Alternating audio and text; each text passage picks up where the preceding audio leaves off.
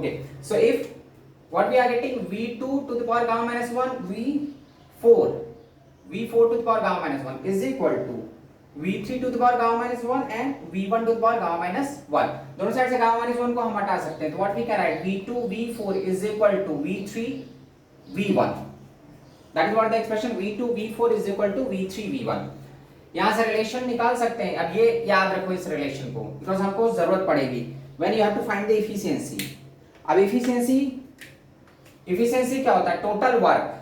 तो वर्क पूरा A to B, पूरे साइकिल का वर्क ना, work from B to C, work from C to D plus work from D to A, that is the total work जो cycle के अंदर पूरा area cover हुआ. Divide by input. इनपुट हमारा क्या था? केवल ए टू बी वाला वर्क.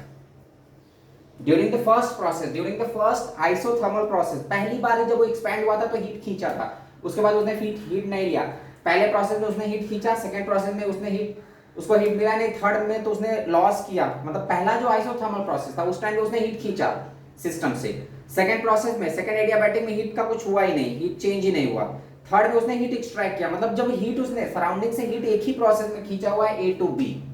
क्लियर? तो वही हमारा इनपुट था, इसलिए मैंने डिवाइड किससे किया? इनपुट से, दैट इज WAB. अब देख लो, मैंने बताया था ये दोनों एडियाबैटिक हैं, ये वाले process during B2C and during D2A. ये दोनों कैंसिल हो जाएंगे बिकॉज ड्यूरिंग एडियाबैटिक एक्सपेंशन का वर्क और एडियाबैटिक कंप्रेशन का वर्क सेम होगा. तो ये दोनों तो गए, बचा हमारा क्या? Efficiency. N is equal to WAB plus WCD divided by WAB. What you can write? N is equal to WAB is nothing but Q1 जो हीट उसने खींचा. WCD is what? The heat which is extracted. Divide by Q1.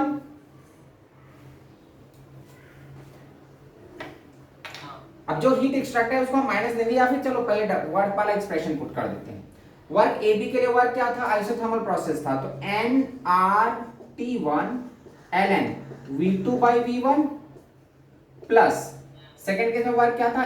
nRT2 ln V4 by V3 divide by nRT1 ln V2 by V1.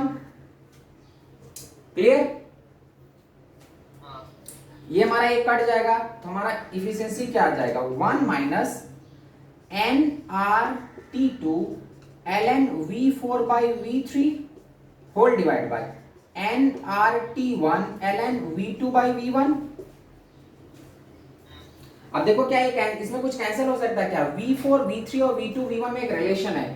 यहां से अगर मैं निकालता हूं तो what we can write? V4 by V3 या इन place of V2 by V1 जगह क्या लिख सकते हो? V3 by V4 from this first equation. तो ये हमारा देखो V2 by V1 नीचे तो ठीक है अपना V2 by V1 है, लेकिन ऊपर हमारा क्या है? V4 by V3. हमको क्या चाहिए? V3 by V4 अगर यहाँ पे होता तो ये कट जाता लॉग वाला पार्ट. ठीक है, because V2 by V1 V4 by V3 से मैच नहीं करता. V2 by V1 किससे मैच करता है? V3 by V4 से. तो इसलिए हम क्या करते हैं, यहाँ पे हमारा प्लस साइन था पहले. अब इसको क्या करूं, मैं उल्टा करने वाला हूं. ये जो लॉग है, बिकॉज यहाँ पे हमको रिलेशन मालूम है ना, V2 by V1 is equal to V3 by V4. तो अगर इसको थोड़ा उल्टा कर देते हो सो इफिशिएंसी क्या हो जाएगा? 1 माइनस, अगर मैं इसको उल्टा लिखता हूं तो यहाँ पे लॉग का पावर -1 आ जाएगा. So nRT2 what you can write? ln V3 by V4 whole divide by nRT1 ln V2 by V1. मैंने इसको उल्टा कर दिया इसलिए यहाँ पे माइनस साइन कर दिया. ये मतलब log V4 by V3 को हम लिख सकते हैं V3 by V4 to the power -1. ये ऊपर नीचे अभी ये दोनों इक्वल है ना. V3 by V4 is equal to V3 by V4 is equal to V2 by V1.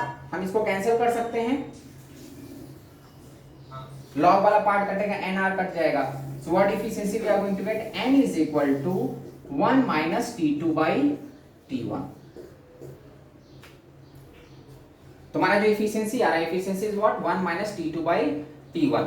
Where T2 is the temperature of the sink and T1 is the temperature of source. जिधर से heat आ रहा है वो हमारा source है, तो उसका temperature ज्यादा रहेगा.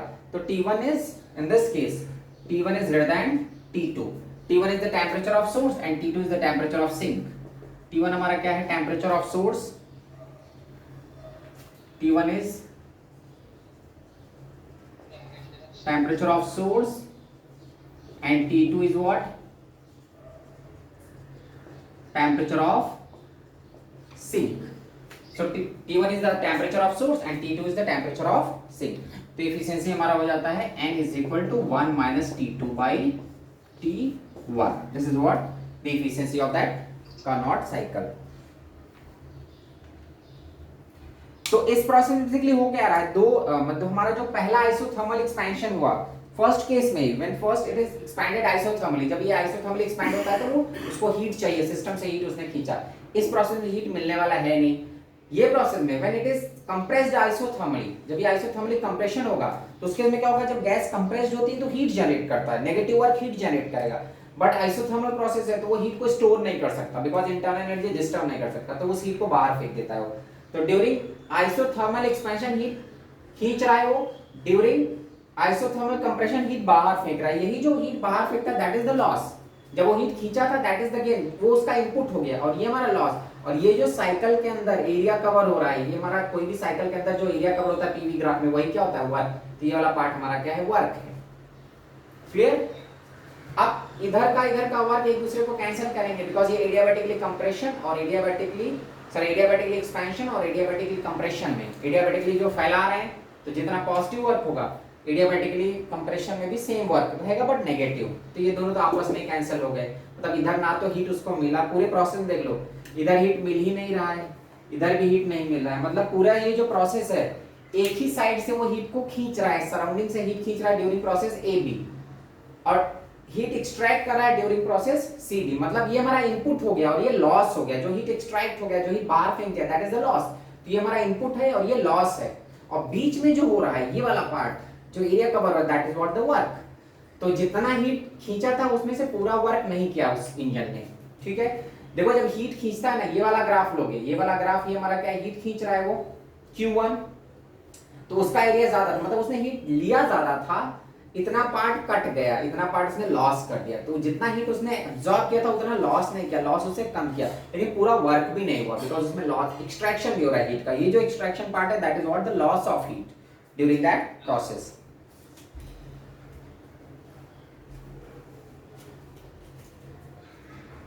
तो हमारा जो इनपुट था, जो हीट उसने एब्जॉर्ब किया, हीट जो खींचा that is what work done during heat, that is nRT1 log V2 by V1। और जब आइसोथर्मल कंप्रेशन हो रहा था तो उस टाइम हीट का एक्सट्रैक्शन हुआ, तो Q2 is what nRT2 ln V4 by V3। फिर हम V2 by V1 को V4 by V3 से, सारे प्रोसेसेस में V1 V2 को रिलेट कर लो तो इन दोनों में एक रिलेशन आ जाता है, बाद में रेशियो लेते टाइम वो कट जाते हैं। देखो हमारा जो साइकिल हुआ इसमें इनपुट और आउटपुट है क्या एग्जैक्टली,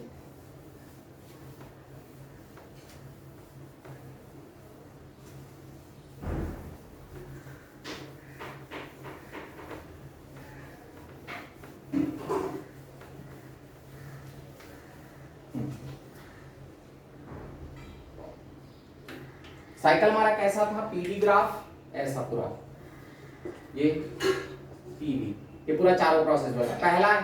पहला ही प्रोसेस आइसोथर्मल था, इसी टाइम पे उसने हीट खींचा था पूरा। ये हमारा एरिया जो होगा ये पूरा इनपुट हीट है, मतलब ये पूरा पार्ट इनपुट हीट था।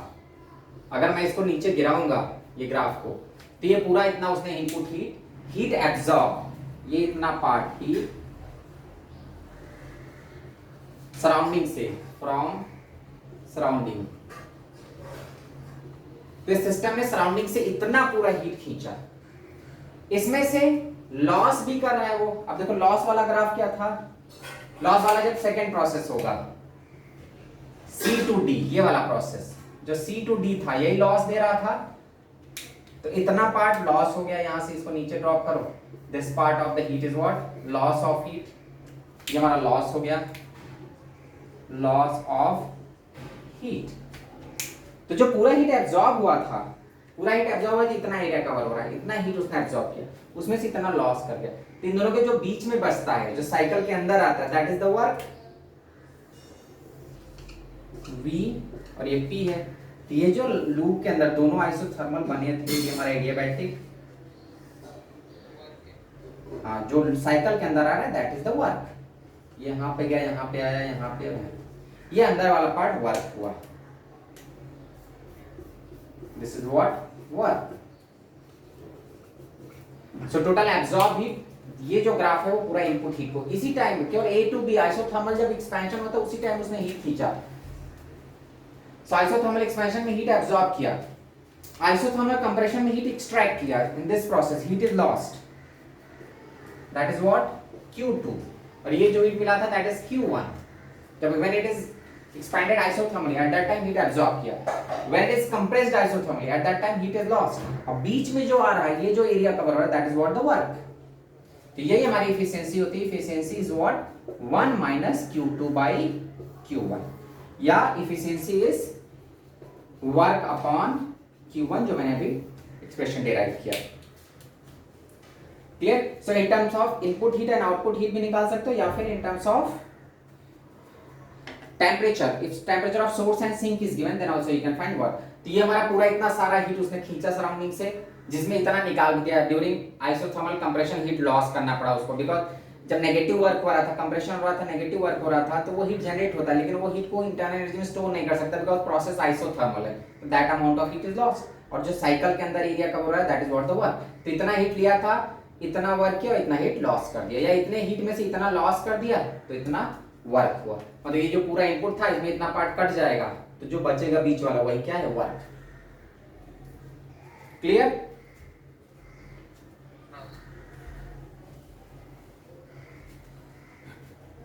ठीक है, अब देख लो इस पे एक दो क्वेश्चंस देख लेते हैं। तो ऐसा नहीं कि कोई भी कार्नोट इंजन है तो वो हमेशा कार्नोट साइकिल पे ही रहे, ऐसा जरूरी नहीं है। कोई भी साइकिल में हमारा वर्क हो सकता है, लेकिन कार्नोट साइकिल में एफिशिएंसी मैक्सिमम होती है। ठीक है, कोई भी काम करने के बहुत सारे रास्ते होते हैं ना, जैसे पढ़ाई है, पढ़ाई कर रहे हो तुम, तो क्या जरूरी है क्या बचपन में पढ़ो? जिससे बोलते हैं ना पढ़ने की कोई उम्र नहीं होती, तो क्या कोई 40 साल बाद पढ़ेगा तो पढ़ेगा, चलो डॉक्टर थोड़ी ना बन सकता है। क्या अगर 40 साल बाद किसी की आत्मा जागती है, पहला फर्स्ट 40 ईयर वो पढ़ाई नहीं किया, उसके बाद उसकी आत्मा जाग गई तो पढ़ाई चालू कर दिया, तो ठीक है पढ़ लो, लेकिन तो वो डॉक्टर तो नहीं बनेगा ना, उस टाइम उसकी इफिशियंसी कम रहेगी। हमारी मैक्सिमम इफिशियंसी कब होती है? जब हम यूथ होते हैं। ठीक है, जब आप बच्चे होते हैं, आप 11 12 में होते हैं, तो आपकी इफिशियंसी उस टाइम सीखने की सबसे ज्यादा होती है। इतना टीचर्स की नहीं होती। टीचर जितना जब टीचर पढ़ाने लगते हैं ना तो उस टाइम उनको चीजें याद रहती हैं, बट उनको गेन करने की इफिशियंसी बहुत कम रहती है।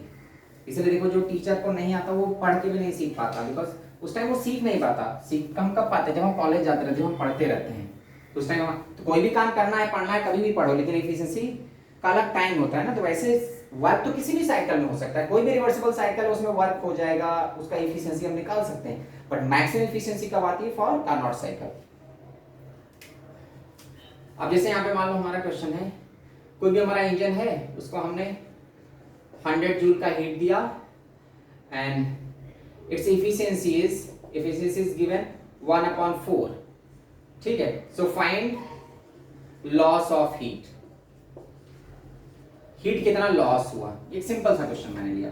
पहला हमारा एक इंजन था, सिस्टम है हमारा कार्नोट इंजन, उसको 100 जूल ऑफ इनपुट हीट दिया, इसकी एफिशिएंसी है 1/4, तो find the loss of heat. एकदम सिंपल सा क्वेश्चन है, तो इसको हम कैसे सॉल्व करेंगे? एन हमारा क्या होता है? 1 वर्क नहीं पूछ रहा है, तो 1 माइनस क्या लिखने का? Q2 by Q1।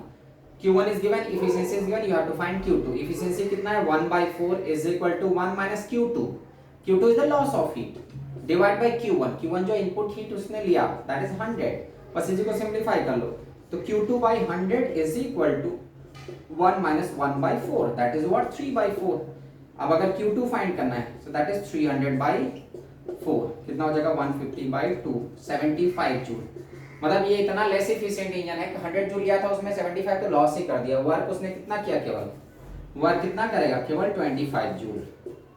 100 joule input लिया था, 75 जूल लॉस कर दिया, तो वर्क कितना हुआ? केवल 25 जूल का। क्लियर? हाँ, सेकंड क्वेश्चन देखते हैं। मान लो हमारा अभी सोर्स और सिंक के टेम्परेचर देख लेते हैं। ये हमारा सोर्स है, सोर्स का टेम्परेचर है 300 kelvin, the temperature of source. और जो सिंक है, सिंक का टेम्परेचर है हमारा मान लो 200 केल्विन। तो फाइंड द इफिशियंसी। अब इसका इफिशियंसी निकालना है। Find efficiency of the engine. Find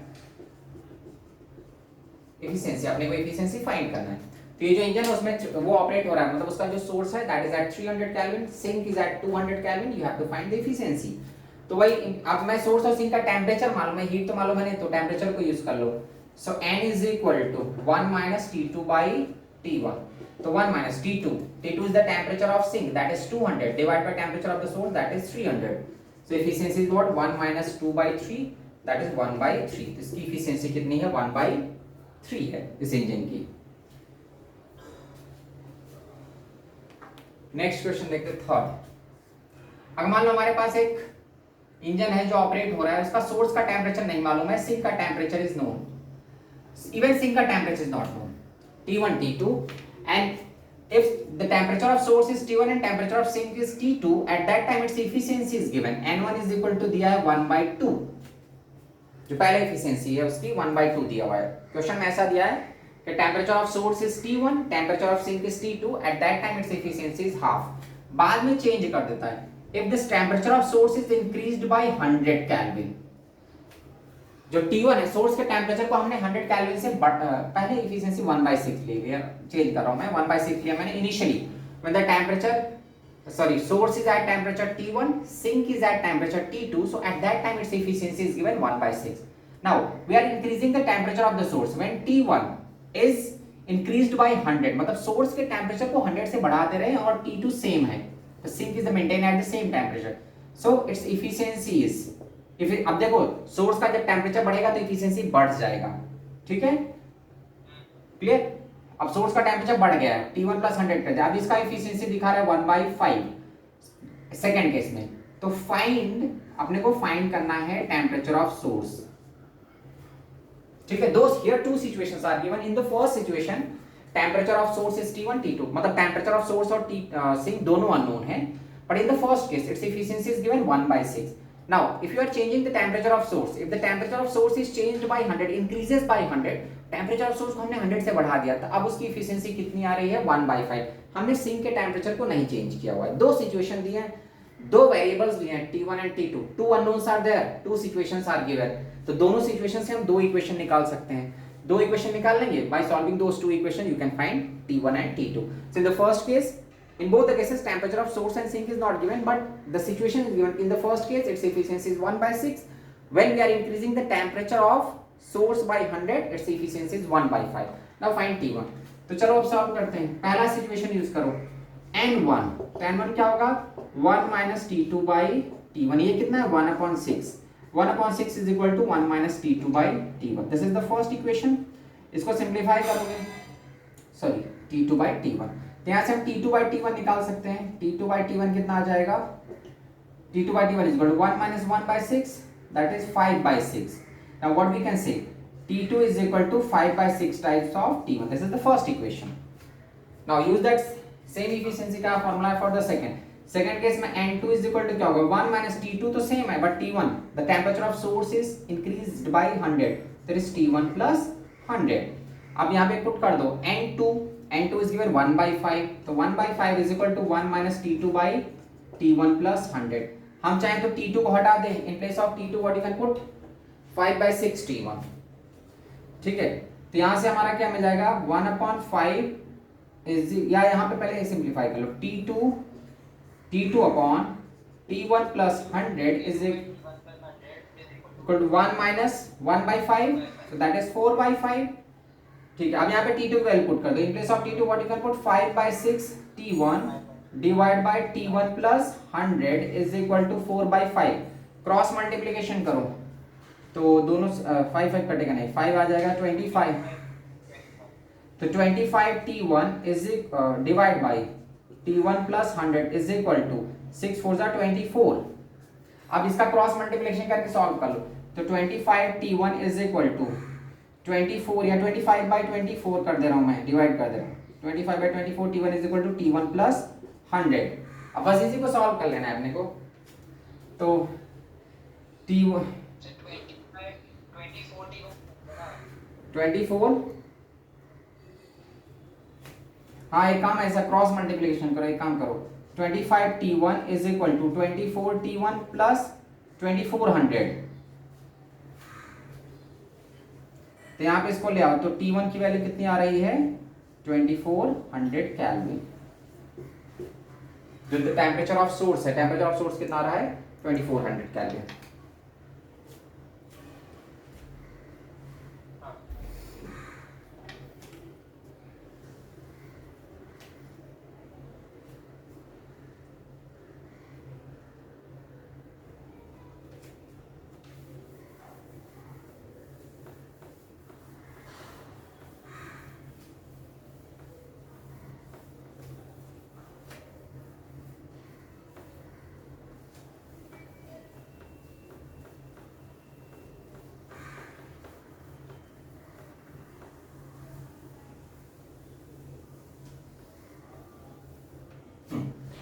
next देख लो, फोर्थ क्वेश्चन देखते हैं, फिर से उसी टाइप से क्वेश्चन है हमारा।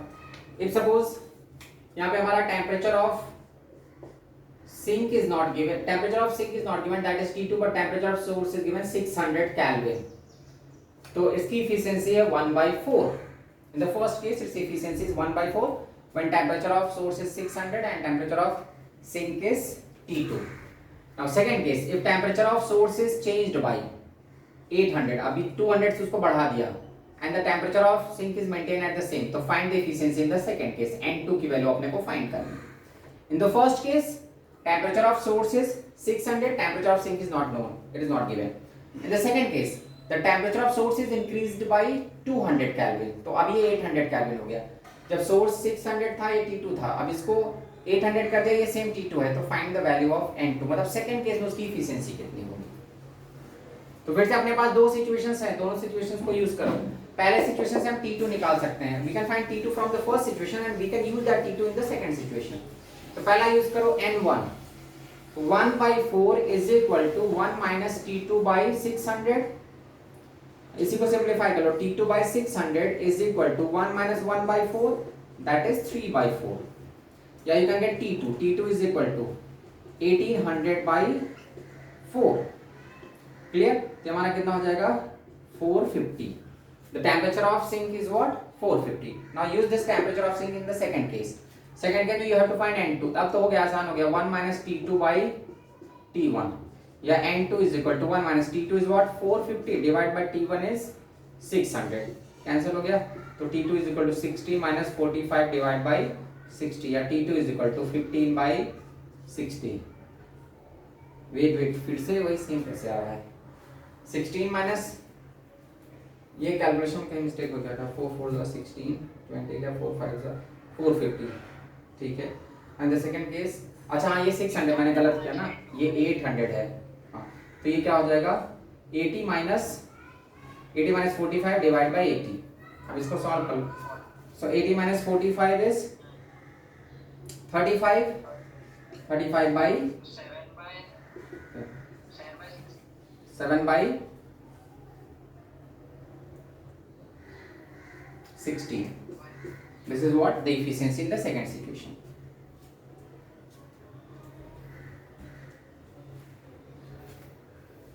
Clear?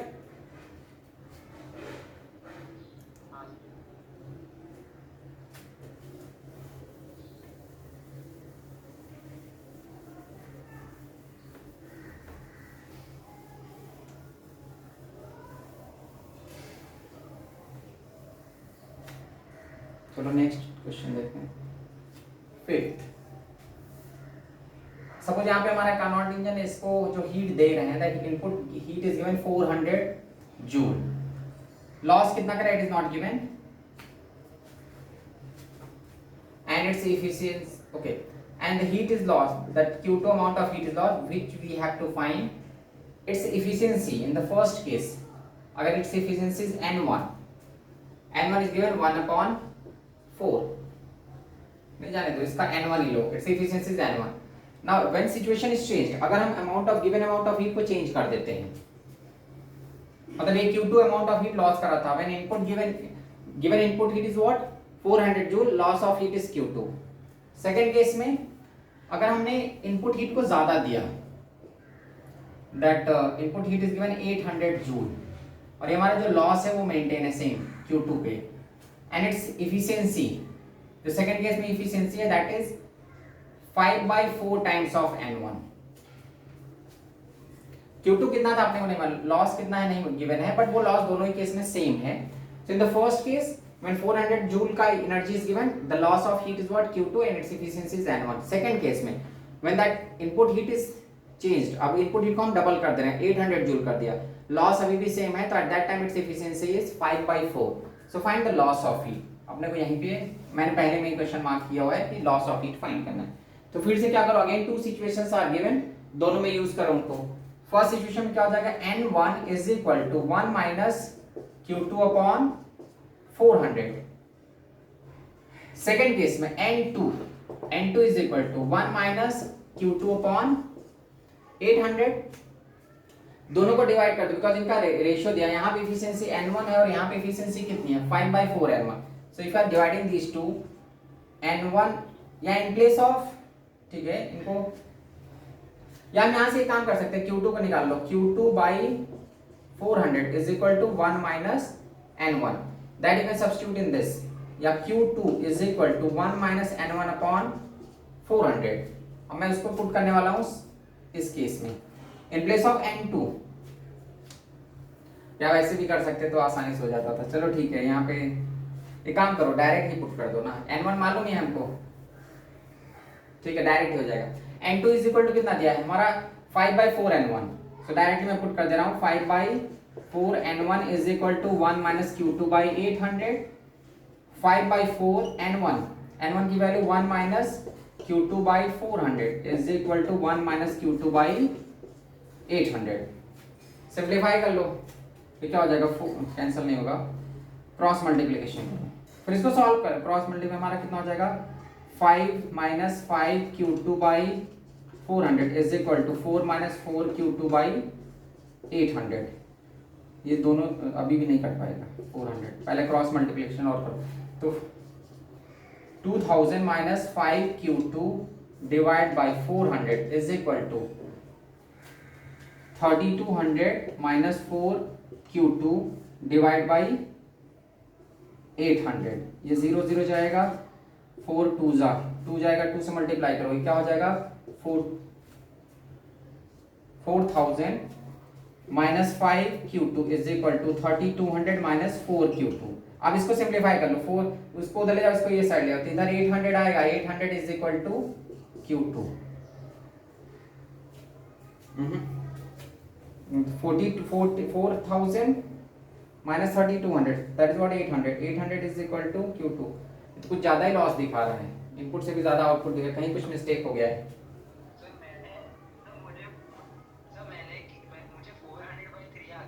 मेरा कहीं कुछ मिस्टेक हो गया, 5/4, ठीक है, 5/4 N1 is equal to 1 minus Q2/800. 5/4 N1 in place of N1 what you can put 1 minus Q2/400 is equal to 1 minus Q2/800. Cross multiplication किया मैंने, 5 minus 5 Q2/400 is equal to 4 minus 4 Q2/800. This is what 400 into 5, that is 2000 minus 5 Q2 divided by 400 is equal to 3200 minus 4 Q2 divided by 800.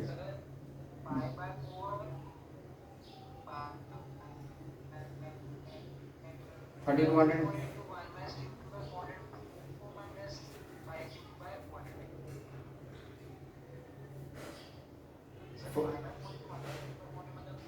ये 4 को मैं right side ले गया, this ये 4 को मैं राइट साइड मल्टीप्लाई किया इस 5 को यहाँ पे, तो 5 माइनस 5 Q2 पर 400 is equal to 4 minus 4 Q2 by 800.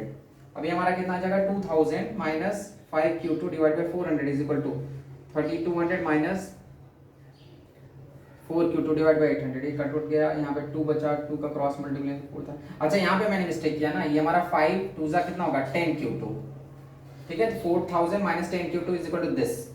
अब हमारा आ जाएगा, तो 800 इज इक्वल टू 6 Q2. तो वी आ रहा है Q2 इज इक्वल टू 400/3.